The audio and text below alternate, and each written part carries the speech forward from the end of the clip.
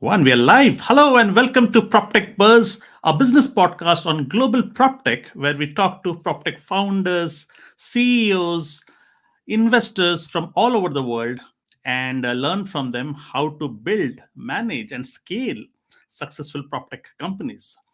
PropTechBuzz.com is also a platform where PropTech founders PropTech companies are launching themselves on the platform and promoting them also on the platform. We have close to 200 products that we have launched and promoted on our platform.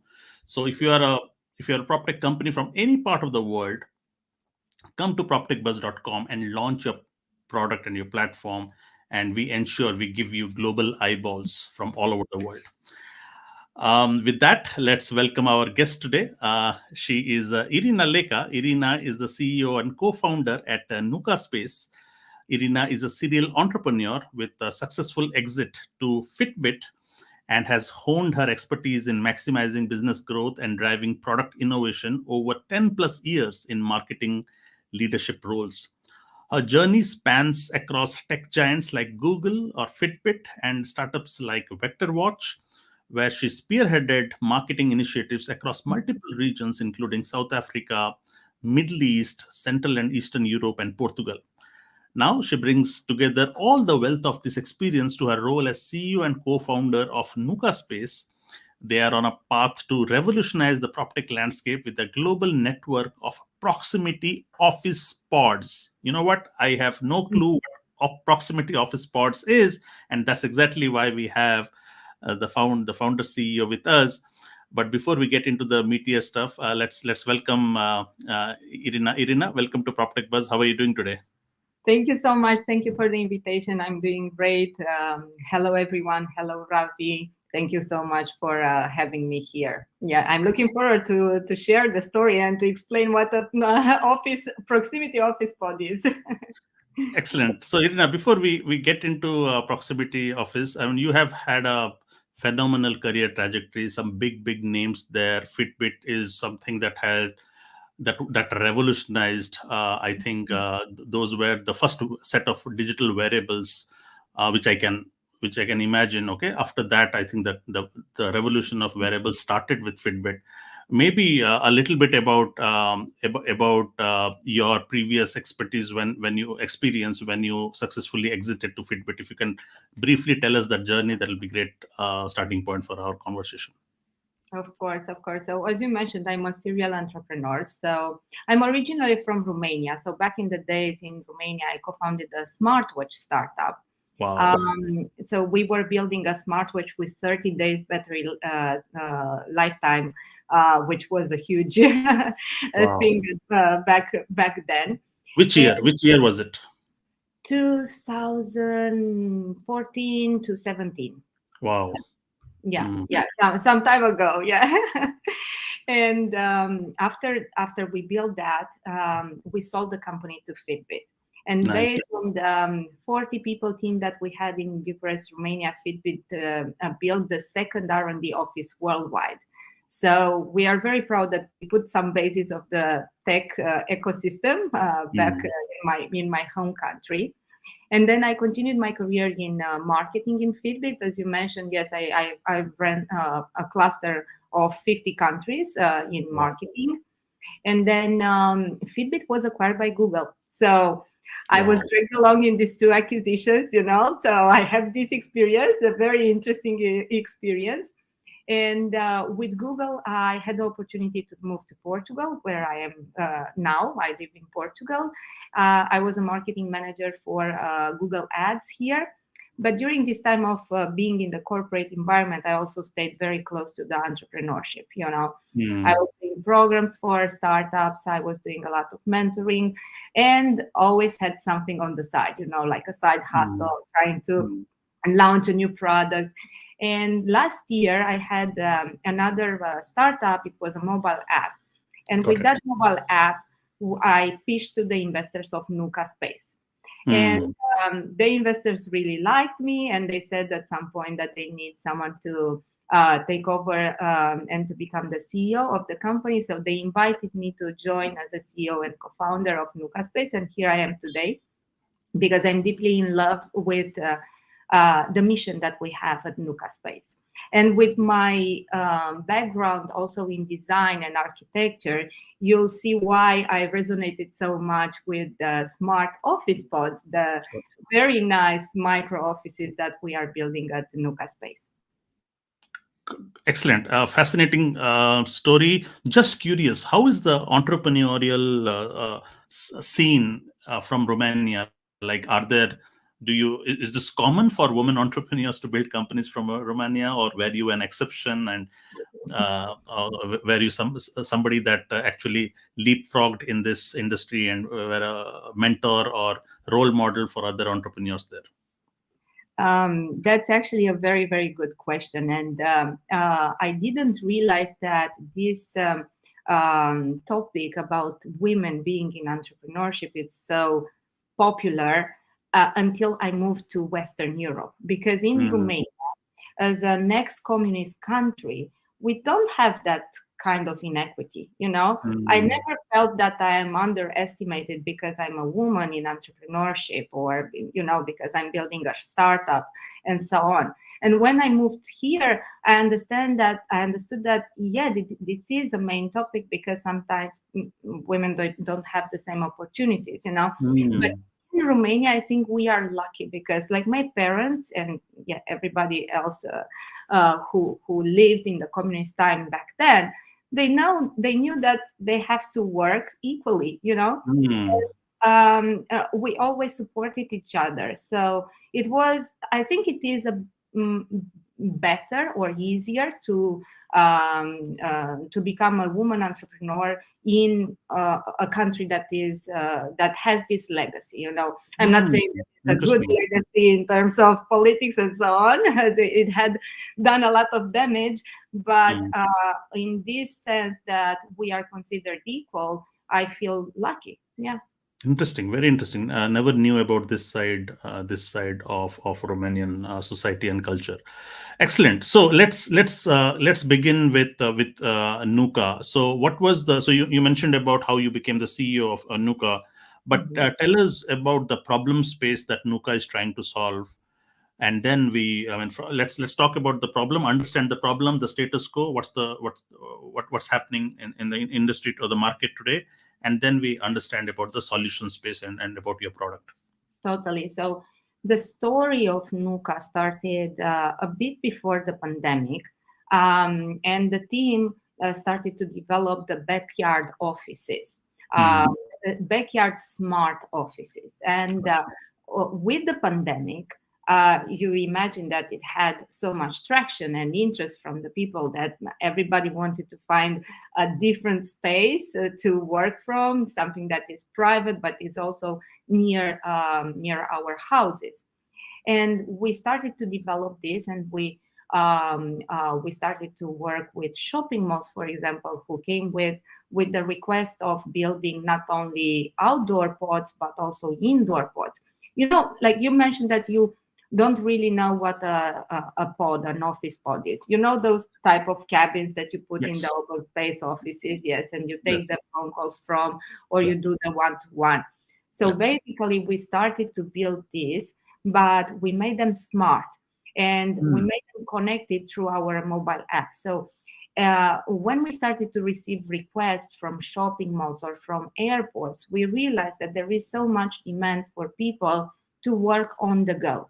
And this is what we are trying to do. Like we put these smart pods exactly where people are and where they need it.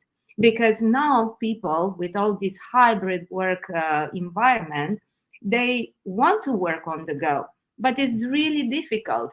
You imagine, like, you are working from home like at least 2 days per week. Yes, sometimes it's so boring to stay in your house all the time. You need to go to the shopping mall to do some groceries. You need to go to the gym. Why not having the micro office available for you exactly in the place where you are? And there are so many people traveling.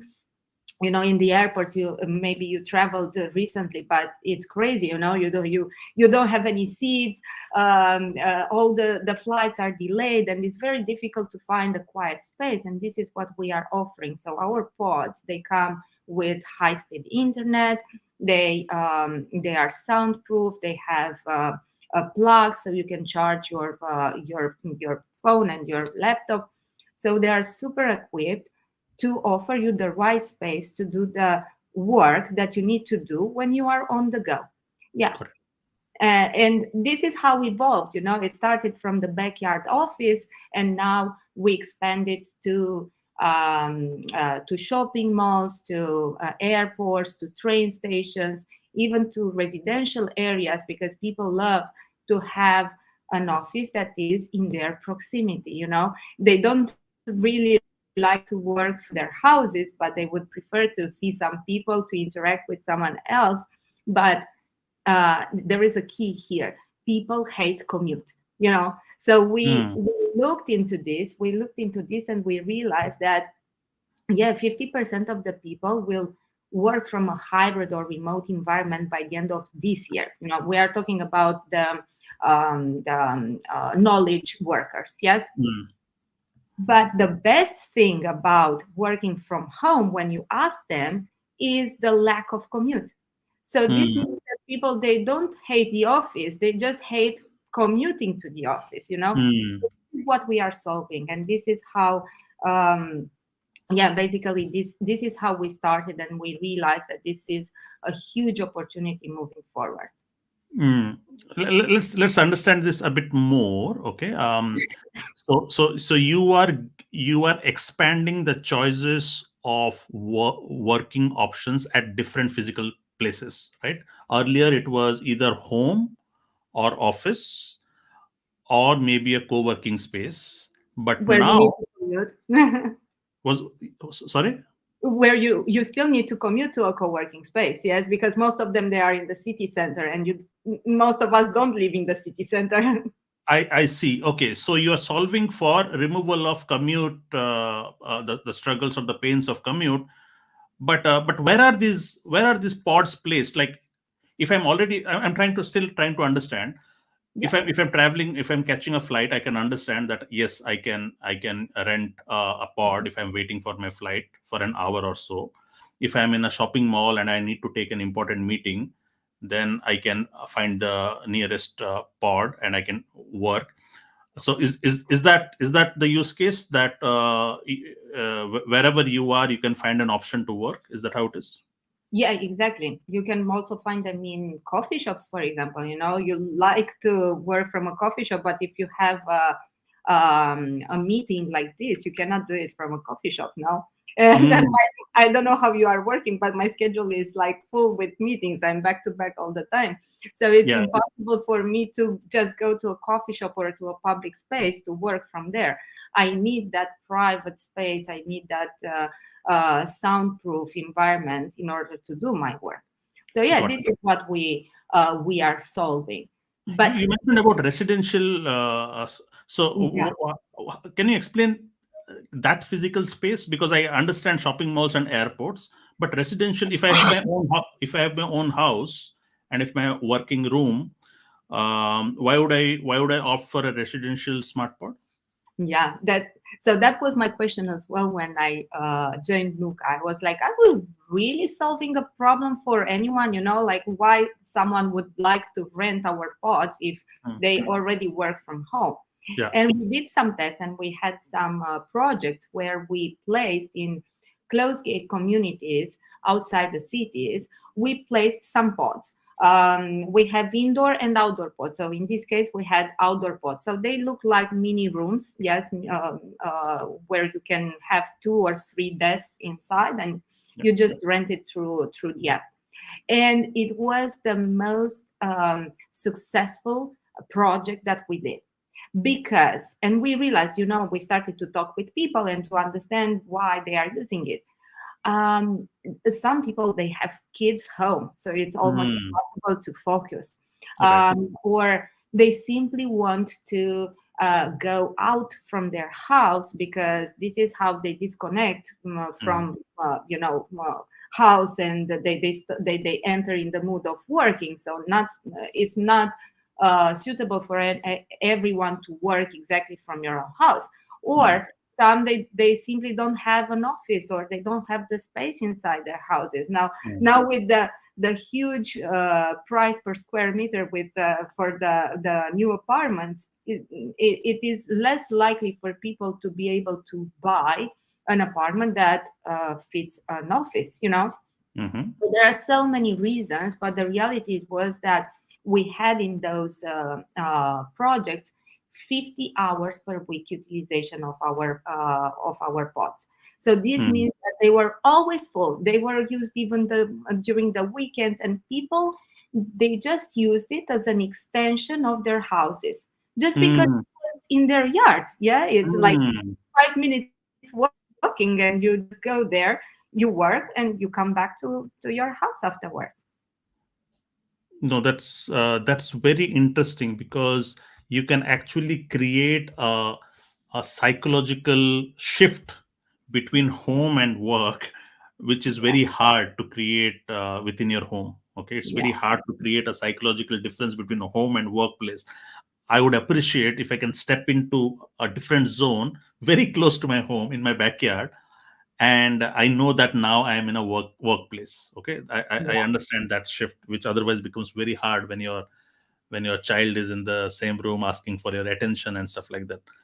All right, yeah. so let's now talk about the solution side. Okay, so the idea is really impactful, but how do you accomplish this? Where do you install? First of all, give me a setup of what a pod looks like.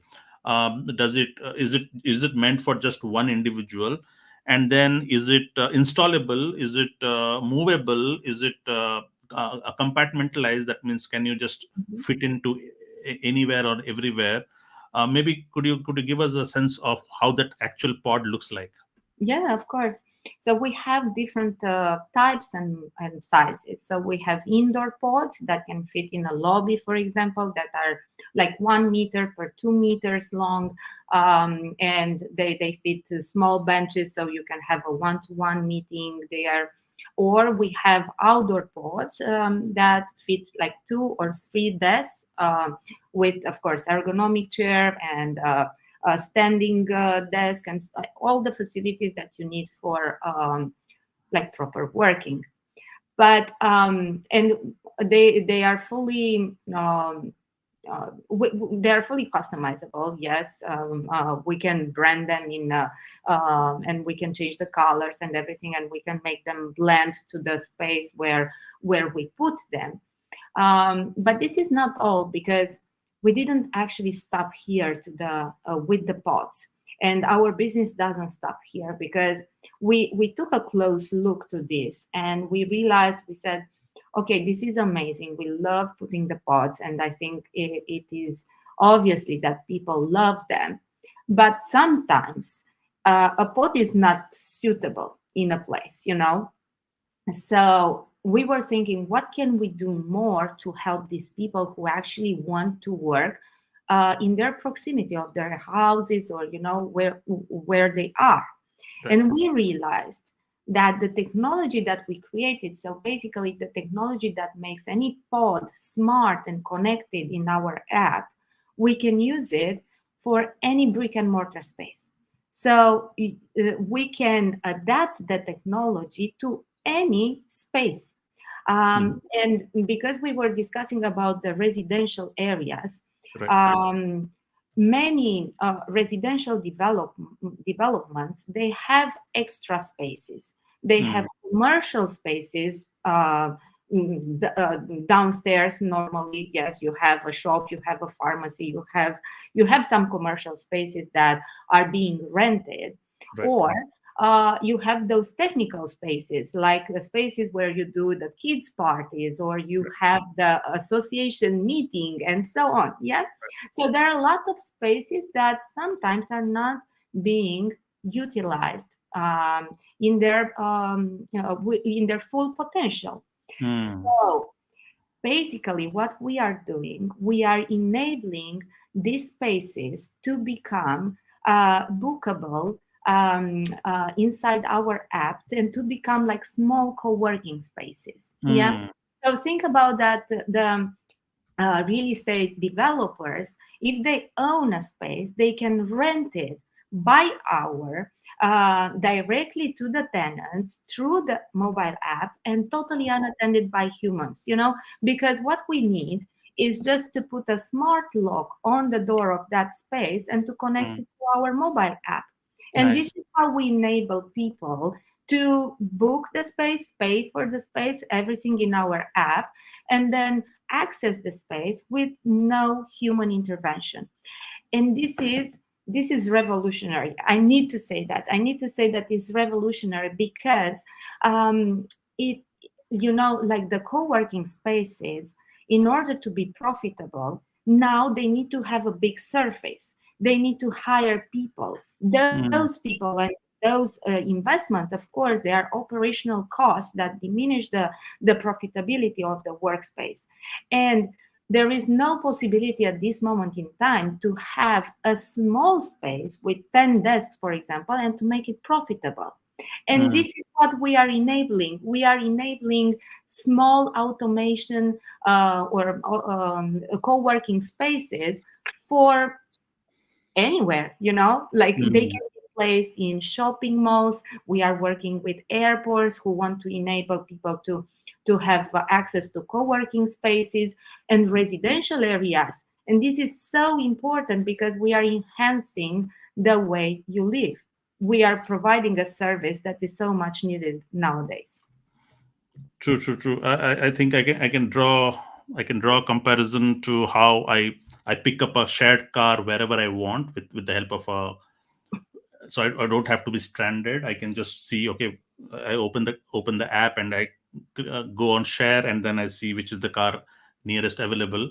I think the future is, and that's why it's revolutionary. You can always look for the nearest place to work in your vicinity. Is this the right way to look at it? Totally. So our vision is to become the Airbnb for nearby workspaces. Yeah, exactly like that. Like to be as easy as renting an Airbnb apartment, it will be to access a workspace that is in your vicinity. Nice. I like it, and in fact,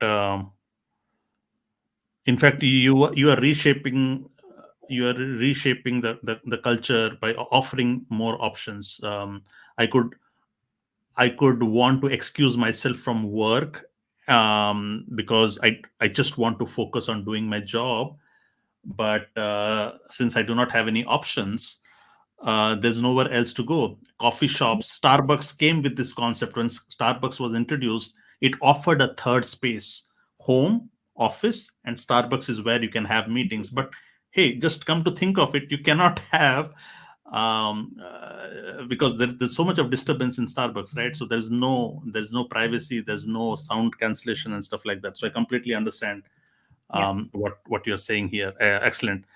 Yeah, this is definitely revolutionary. Let's now talk about a bit about the business model, so to say, because this is a business podcast, and we love discussing new business models. And this is something so new and novel and a fresh idea. I'm very curious to see how does this work out. So do you want to talk a little bit about your business model? Of course. So we first of all we sell our smart pods. Yes, we sell them to businesses that either want to have a smart pod with the booking system. So imagine you are a business. Yeah, you want to attract people back in your office. Yes. Right. How do you do that? The most common pain point for people is that the lack of meeting rooms, the lack of spaces where they can take phone calls or they can take these video calls. Like when I used to work at Google, like everybody was pushing back to come back to the office because we didn't have enough meeting rooms. And when they said, no, you really need to come to the office 3 times per week, we were literally fighting over the meeting rooms. So how about bringing the Nooka pods in? And the Nooka pods, they offer you that space to take the meeting rooms, but they offer you also the booking system to be able to book everything in advance, so you don't fight with your colleague over the pod yet. So this is one aspect of the business.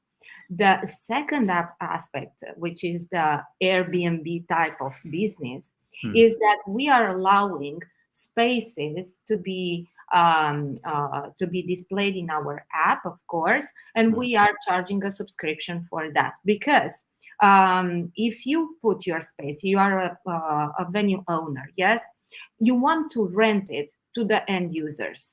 You will use the Nooka Space app to rent it directly to the end user. So we help you make money. So this is how the business model works. It's a SaaS business model. We integrate our technology with the smart lock on your door, and basically we can display the space in our marketplace, or you can have it just privately for you, for you and for your customers. So that's the So second let me understand. So I have a space. yeah. Say I have a space in my backyard, and I approach Nooka to convert that into a Nooka pod. And you come in, you convert that into a pod, and then I list it on the marketplace. Is that how it is? Yeah, it can be a pod, or it can be your garage if you want to rent your garage. No. Okay, So but do you do any renovation to that garage, or do you install these pods, or are your pods meant to be small, or you can actually take a bigger space also if given the choice? So there are two options depending on the size of the space. Yes, we either bring a pod or we sell you a pod that will be connected and it will be displayed in our app. So you can use it for yourself or you can re-rent it. So and you can make extra money with it, which is amazing. Yes, it will give you more extra cash at the end of the month. Yes, or we simply install a smart lock on the door of a space that you have, yes, a room that you have, and you are deciding how you want to furnish that room. So you are going to make that investment, but what we can do for you, we can help you rent it out to the end users directly to the end user. So you don't need another agency, you don't need anyone else to help you out, you don't even need to stay in the space and to be there physically to receive people, because this is the most one of the biggest frictions that you have, when you want to rent your space, and if you don't have a system that is like ours, which is kind of unique, you need to have someone there, you need to give keys, tags, you need to register people, you need to have someone at the reception. All these are costs that make the business unprofitable. So this is what we are doing. Yeah. Got it. So so let's go back to the second option in the business model. Yeah. This is the second option, the brick and mortar spaces. Yeah. So yeah. So basically, it's either you choose a pod that can be smart and we list it in our app, or if you have a brick and mortar space, a room that you think is suitable to be a meeting room, a conference space, or a co-working space with you decide how many seats, you transform it in that space, and we enable the bookings directly to the end users. Nice. Excellent. So you are giving them a visibility, you are giving them more bookings. Okay. Absolutely. And okay, I get that. Excellent. How about the operations? So operations is something that the owner needs to look at, right? So to ensure that everything is working, internet is working, Wi-Fi is working, lights are working. So is this who takes the ownership of this? If it's the room that we are talking about, if it's a brick and mortar space, is the owner of that room. Yes, the owner needs to provide, of course, electricity and internet and any amenities that you might want to offer to the visitors that join your space. If it is the pod that, for example, we work with an airport and we put pods in the airport, it's our responsibility. On that is Nooka that is covering everything, because in the pod we already have the technology, we have Wi-Fi integrated. We have all this the control of the space. It's everything. It is integrated and is controlled via our app. So yeah, Got it. that's on us. I was checking on your notes. You mentioned about the Nooka OS, which is the technical solution for that. Do you want to elaborate a bit on this solution? What the OS enables you to do? Yes, of course. So we have a mobile app. Yeah, it's called Nooka Space. On this mobile app, end users are able to see on the map the nearest workspace they want to book, and then they can book it. They can pay for it, and then when they end up in the front of the space, they can open it by pressing the button of the app. So Sure. this is the Nooka Space app for the end users, yeah. And then for the venue owners, we provide also an admin platform where they have full visibility about who is entering, how much money they are doing, what is the utilization, when it is most utilized the space, and so on. So we provide all this information for the venue owners. These Nice. two combos are the Nooka OS. What we need in order to enable the remote access, yes, we also need an integration with smart lock. So we normally, when we start working with a new space, we advise them to install a smart lock from the market, yes, on the shelf, from the shelf, and we make that integration. And with that smart lock, we can enable the opening of the space just through mobile app. Yeah. Excellent. This is awesome. Let's talk about the size of the business here. Okay, so how big is this opportunity? What's the TAM looking like? And what are your plans? Like, how many markets you are in today? Maybe give us a sense of the opportunity first and your plans to capture this opportunity. So the opportunity actually it's huge, yes, Huge. because Yeah, I can imagine. we are And looking at it has got everybody. nothing to do. This is universal. This problem is universal. So you can go to every country and still the problem remains the same, isn't it? Exactly. So if we are just counting the business travel market and the remote work market, we have a total of 268 billion. So Right. the opportunity is huge. Yes, of course, we will take a small percentage from that. We are realistic, yeah, but definitely we can really grow so fast. Yes, with our software solution, this is super scalable. It is scalable worldwide, and we are already growing fast. So we are in 12 countries. We are working with 26 B2B big partners. Yes, and currently we are focusing on Europe, but next year we will also focus on US. Nice. Excellent. And my question is also on the regulations, especially after everything that we heard from Airbnb and all the local regulations that come in. Okay, when travelers travel, so there's a lot of new regulations that have to be. They had to fight for every country. Usually, when you are occupying spaces, private spaces, and converting them into business areas for work, what's the regulation there? What are the laws governing in that aspect? To be honest, we don't focus on private spaces. We focus on commercial spaces. Yes, so there is no limitation, I would say, here, because there is no difference from making a space from I don't know, a bakery to making it a co-working space that is fully automated. Yeah, I so see. it's just a new service that is needed in that neighborhood eventually. No, And would garage qualify as a business space or a private space? a garage, I would say it's a private space. Yeah. Right. Yeah.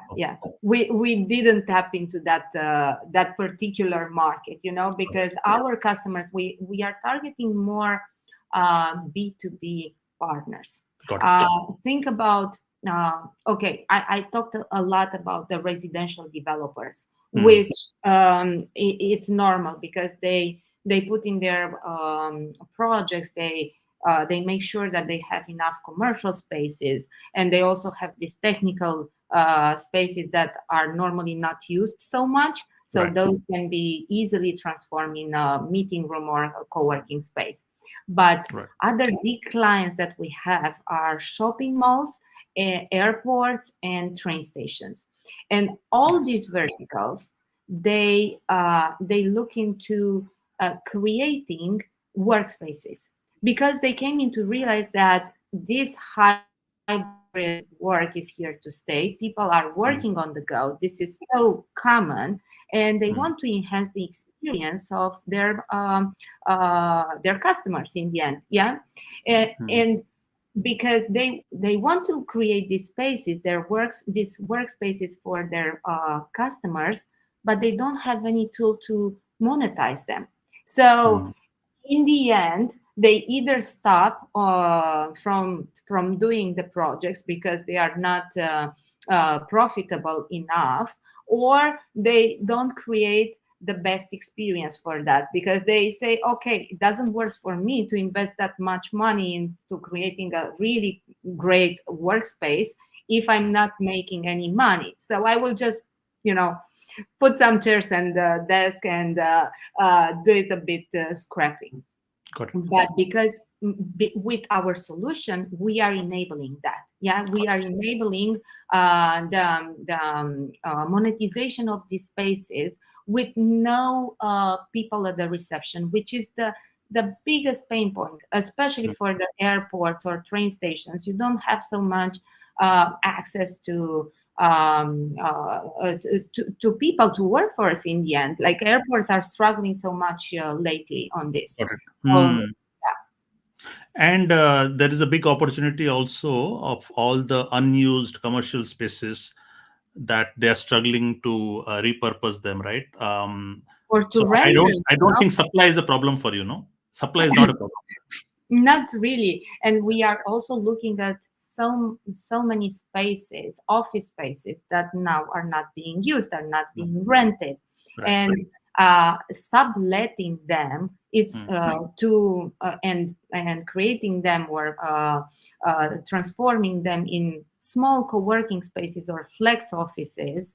It is a solution for the owners. Yes, instead of waiting for 1 year to find that tenant that will stay, will sign a contract of 2 years. Why not renting it by hour to the people that actually need it? Got it. But there is a trick here, because and I really want to explain how we are solving it. When you have a space that it's in a business center, it is very difficult to drive utilization to that particular space. Imagine it is in a higher floor, there is no traffic over there. You need to advertise a lot about that space in order to drive people in. What we are doing is we are combining listing that space in our app with putting an office pod, a smart office pod, maybe in the lobby of that building, maybe somewhere nearby, because the office pod will attract attention, will attract users. Users will go to that office pod, they will use it, they will start using the app, and then through the app, we are sending them to other spaces that are so difficult to find. And it's the same, we are doing the same in airports, in shopping malls. Shopping malls have this problem of having some spaces that are not easy to reach. They don't have enough traffic, so it's very difficult for them to and they can use them and they can transform these spaces in workspaces. But in order to drive utilization, we put the pods somewhere at the entrance, and this is the trick, because we are using the pods as a marketing tool. And for me this is smart, and I love this because it really lowers the marketing investment. Yeah. Mm, got it. Got it. So what are the lessons that you can draw from Airbnb? Because so the North Star metric of Airbnb is number of bed reserved every night. Okay, Mhm. this is the North Star metric. This is what they calculate. Is utilization also your North Star metric? How many pods are utilized or are underutilized at any given point of time? We are our North Star metric. It's around number of hours utilized per week. Yeah. So Hmm, we are looking at each of our location and we are saying, are we over 40 hours per week or lower? hmm, Starting if it's lower than 30, that project is not profitable. If it's hmm, 30 to 40, that's normal. 40 is hmm, really good because it means that is fully occupied. And for us, we what we realized is that we have 40 hours per week utilization in most of our pods. So it nice. proves that there is a love for our product. There's Got it. a user love. And what is the user behavior? Do you have random people coming in and out for a few hours every week, or there are dedicated individuals who work throughout the week and they rent it out for a long term Yeah. also? That's a great question. So 70% of our users are recurrent users because Hmm, once they started to use the pod, they realize that it's so beneficial for them that hmm, they will schedule uh, the pods and they will book the pods for the full week or the full month. So hmm, yeah, especially when it is in the residential area, so people they have more predictability that they will be there. Yes, they hmm, know in what days they work from home and when they need it, so they hmm. book it for more time in advance. Yeah. Got it. One more question. Since you are a marketing leader, what are the lessons to learn from Airbnb? Because so many people which tried to copy Airbnb, but they could never beat the brand Airbnb. You are already in 12 countries. What does it take to become a known brand for the space you are in globally? Oh, that's it takes a lot of money. It takes a lot of money. I can imagine. Yes, Yes, but I because think your utilization is based on awareness and branding, no? Because today people have to download your app to know that a solution like yours exists. Okay, and that only happens when you market enough, when people know. Just like if you want to become the Airbnb of working pods, yeah. people should know in the top of their mind that hey, there is Nooka. Totally. But I think what we have on top of this, and it's is the fact that we have the pods, and the pods are being used as an outdoor advertising for Billboards. right. Nice. Yes, it's like a billboard, exactly. It's Nice. like a billboard. So we don't really invest in marketing in customer acquisition for our marketplace right now. Like Hmm, we are more focused in placing the pods in the right locations with the high traffic, foot traffic, hmm, and this is our marketing. Yeah, and hmm, this was my point. People are seeing the pods, they are hmm, intrigued because it's a new concept. Of course, they need them. So they start using them and then they become active users on our app. And then hmm, we send them communication and we engage with them and we send them to the other spaces that we have listed that are not hmm. so visible. So for Nice. us, it's a big difference. Hmm, Airbnb, we need to understand Airbnb built the brand and their presence hmm, long time ago hmm, with different means and different competitive landscape. Yeah. hmm, So for a startup, in order to compete or to do the same things that Airbnb did 10 years ago, hmm. it might not work Right. because How do it's you, how do you decide? Just a business question. Okay. How do you, as a startup, how do you decide what should be the limit of your marketing budget? Uh, it is always depending on the investment that we have.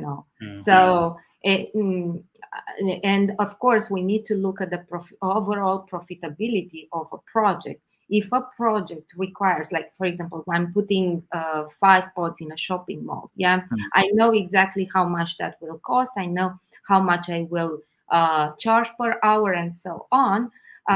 So I need to adjust the marketing investment based on that, because it needs to be the overall project, it needs to stay profitable. So normally for us, it's around 10%, 15% of the total investment of that project, and we try to find different other ways, like for example, putting the pods, and this is the main marketing tool to compensate, because otherwise, we cannot have the same approach as a big brand. Unfortunately, I cannot do the same marketing strategies and tactics as I used to do at Google or Fitbit. Completely. Yeah, I Yeah. completely get that. Let's talk about growth and scale also. What's you are already in 12 countries, you said. In how long has Nooka been there in the market now? So we started the company in 2020. So we have 2020. 3 Okay. years. Yeah. So close to 3.5 years. Yeah. And what strategies have worked for you, especially all the other entrepreneurs who are looking at this conversation, like what usually in the early first 3-4 years, how do you grow and scale, especially in multiple countries? What Yeah. strategies for growth do you, is it promotion? You said you have partners locally. Is it promotions? Is it partnerships? What's the secret for growth?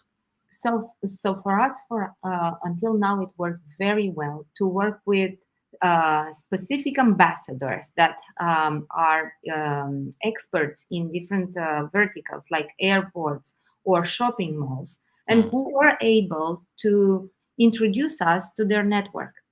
And because when we are working in this real estate business, the personal connections are so important. And also because our target are big companies like shopping malls or airports. All these, they have like a lot of they act like a corporate, yes. So it's very difficult for us to go as a small startup and to knock at the door with no interest. So it was super beneficial for us to get this interest, and of course to build the relationship, especially through events. So in industry specific events, we had a very, very good traction and results, because this is the place where you can meet people, you can establish trust. You can, of course, we present them what we are doing, but they get to know us. So once there is a personal connection, it is much easier for us to start proposing them to work with us.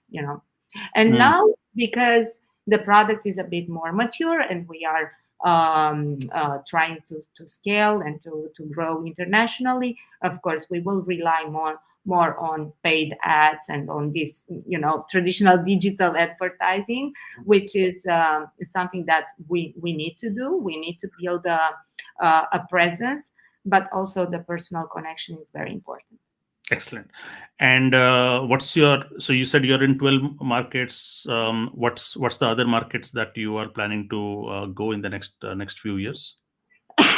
So we will expand to UK, which is one of the most important markets for us at this moment.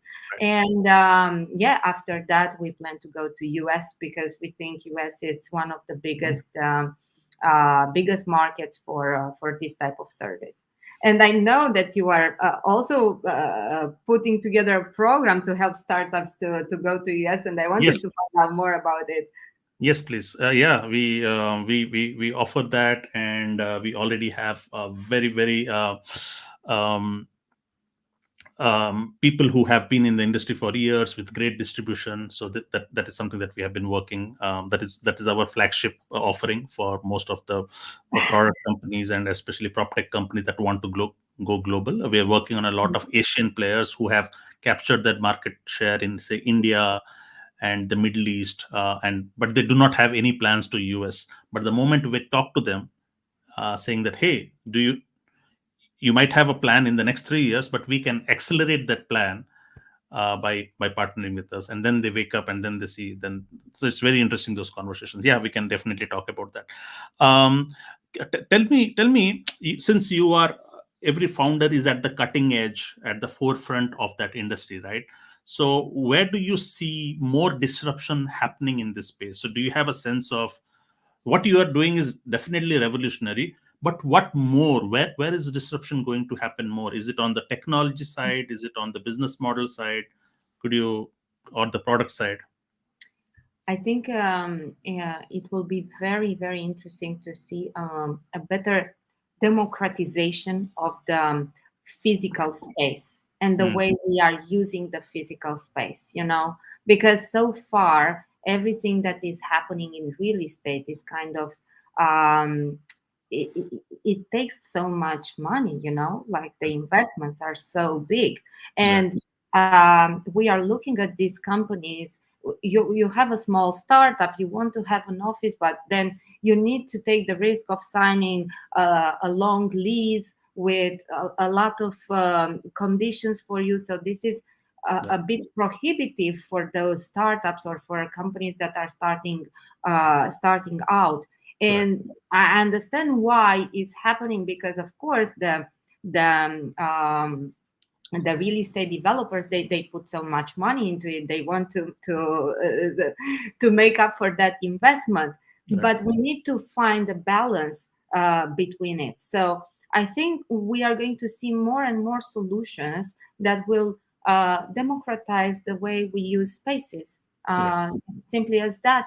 And these solutions of pay as you pay per use, yes, or fractional usage of one yeah, thing, yeah, re-renting, leasing. These are all solutions that are in the market right now, yeah, and tried to, they emerge because there is this problem that we have.